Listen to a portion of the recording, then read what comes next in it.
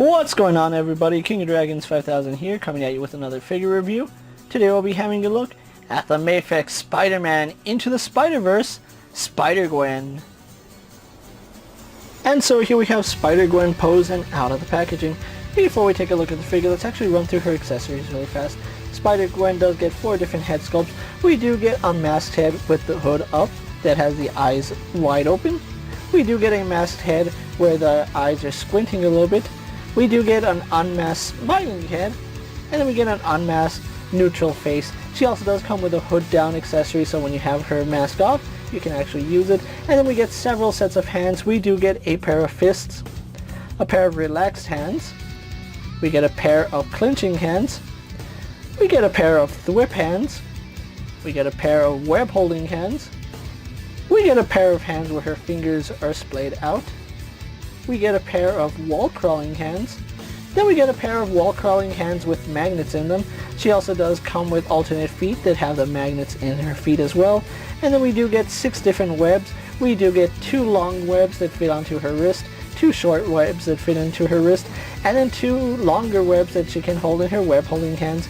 And then she does come with Spider-Ham, which is a nice accessory. He does come with several sets of arms. We do get a pair of arms where his hands are on his hips. We do get a pair of the whip hands, and then we get a left hand that's holding his mallet. Other than that, Spider-Gwen doesn't come with anything else. I think she comes with just enough, and I think Spider-Ham is a really nice addition. So with that out of the way, guys, let's actually take a closer look at Spider-Gwen. So here we have a closer look at Spider-Gwen, and I do have her with the mask off. As you can see, she has her hood down, and I really like this head sculpt. I think Mafex has done a phenomenal job with this head sculpt. The hair is absolutely perfect. You can see she has her shaven side right here, and then the longer hair on this side. And then if you don't want her with unmasked, she does come with her very own masked head. Now I do like the way Mafex worked on this hood. If you want to switch out the heads, you do have to pull the neck piece off, and if you want to take it out, you can pull it out. And I really like the fact that they did include a magnet in there so that when you move the head around, it actually follows with the hood, and that's a really nice little addition. They didn't have to do that, but it is really nice. So going over her unmasked head, you can see she looks a lot like she does in the movie. I think they did a fantastic job of capturing the look of Gwen Stacy from the movie and putting it into figure form. Although it is a little bit weird when I have my finger on this side, it looks like she has short hair. When I have my finger like that, it looks like she has really short hair. But then you get the full image like that. Really do like the head sculpt. I think they did a fantastic job with that. Again, she does have her hood down, and I don't know if you guys can see it, but she does have the webbing in the hood, which is a really nice detail. And then one thing I love about her hair is this really nice gradation from the darker hair to the blonde hair. It does look really fantastic, and I really do like it. Mafex has done a very solid job with Spider-Gwen here. And that carries over to her costume here. Now I really do like the fact that it has several different textures on it.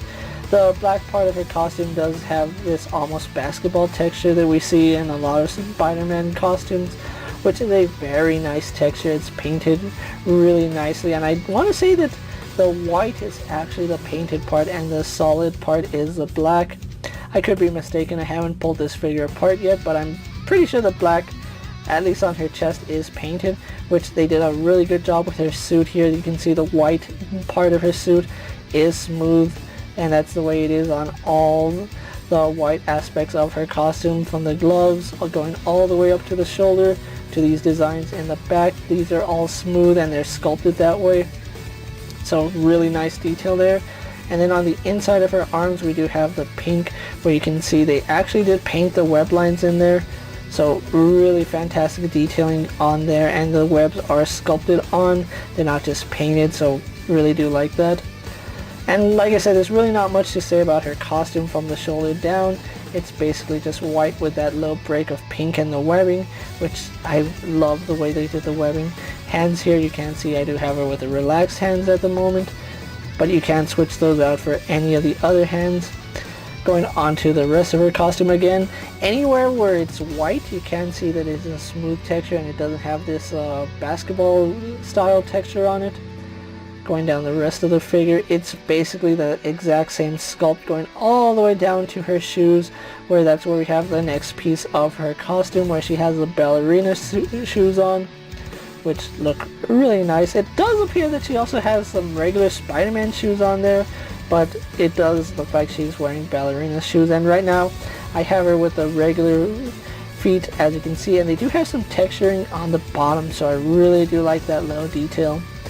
So overall, Spider-Gwen here has some really fantastic detail. I do like the way it came out, and I think the accessories work perfectly for this figure. And me, I'm quite partial to the unmasked head, but if you really want to have the masked head on, you can. Just be aware that the articulation really doesn't change because of how they designed the hood. It's a really solid design here, and that's one thing I really do like. So with that out of the way, guys, let's actually get Spider-Gwen posed and compare to other figures you may have in your collection. And so here we have Spider-Gwen posed next to a Marvel Legends Cyclops and a DC Multiverse Superman.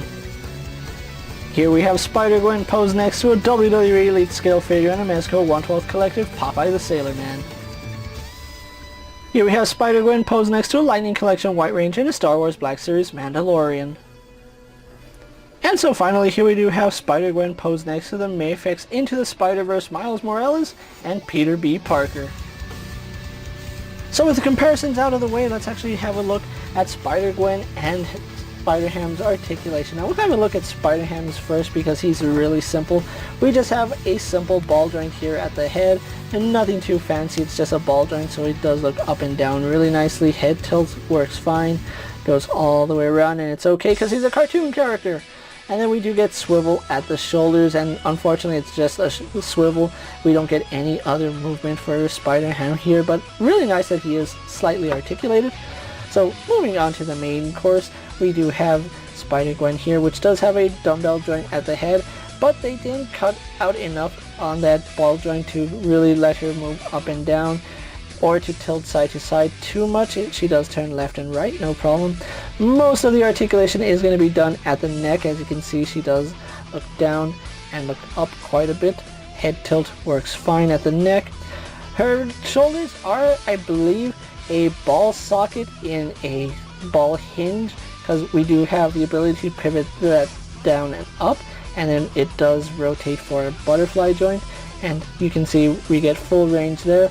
So I know it's a ball socket going into a ball joint, but I think there's a swivel joint right here as well as a hinge. I don't know, I haven't taken the figure apart, so I really can't say, but the arm does go out all the way to the side, goes all the way around, no problem. We do have a bicep swivel working, no problem. Double jointed elbow, look at that range, very, very good on Spider-Gwen. We have a ball hinge here at the wrist, which does have up and down hinge. We can rotate that joint to have in and out movement, and of course rotation on that pin. We do have a double ball joint here at the torso, which can lean her back that far. Doesn't lean too far forward even if you pivot the joint, unfortunately, so that is a little bit unfortunate, but she does tilt side to side really nicely and rotates, no problem. We do get a second ball joint down here at her lower section, which does let her lean back about that far.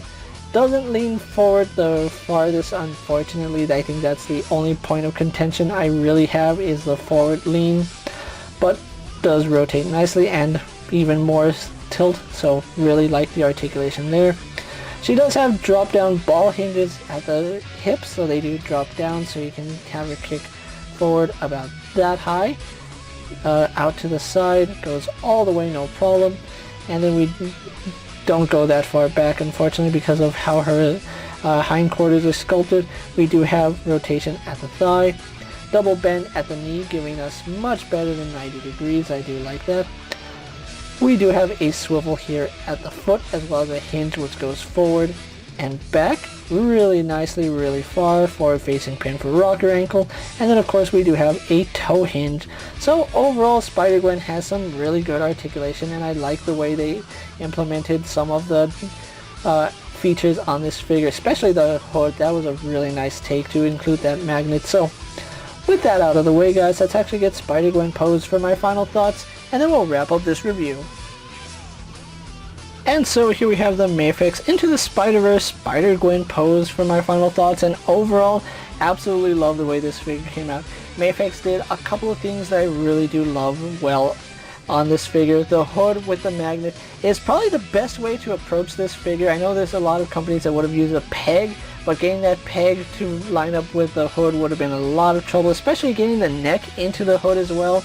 All those factors, I think the magnet was the way to go. Even though I am quite partial to the unmasked head sculpt, the masked head sculpt is still very nice, and I love the detailing on it. The pink around the eyes looks so nice, and the pink inside the hood is just eye-catching. There's a lot of things to love about this Spider-Gwen figure, and I absolutely love the texturing on the costume. Although it wasn't something that we really noticed too much in the movie, I'm really glad they included it on this figure, because the differentiating texture from the white and the black does bring out a lot of detailing on this figure. I do like the inclusion of Peter Porker as an accessory. Even though he's not technically a full-fledged figure, he's still a really nice addition to this set.